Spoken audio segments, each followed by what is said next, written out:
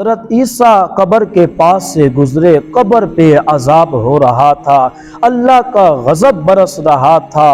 حضرت عیسیٰ جناب عیسیٰ استغفار پڑھتے ڈرتے گزر گئے۔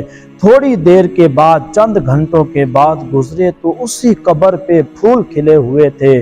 حضرت عیسیٰ علیہ السلام نے عرض کی، مولا تو بے نیاز ہے، میری طاقت نہیں تیرے کاموں میں بولنے کی، پر ابھی یہاں عذاب ہو رہا تھا، ابھی رحمت برس رہی ہے۔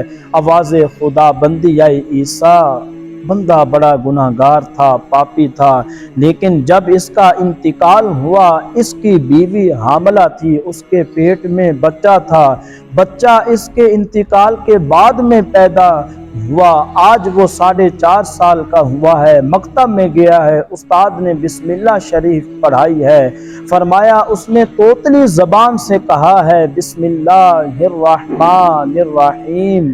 اس زمین پر وہ معصوم جسے ابھی رحمان رحیم کہنا نہیں آتا، وہ توتلی زبان سے مجھے کہے رحمان رحیم، میں اس زمین پہ اس کے باپ کو عذاب دوں؟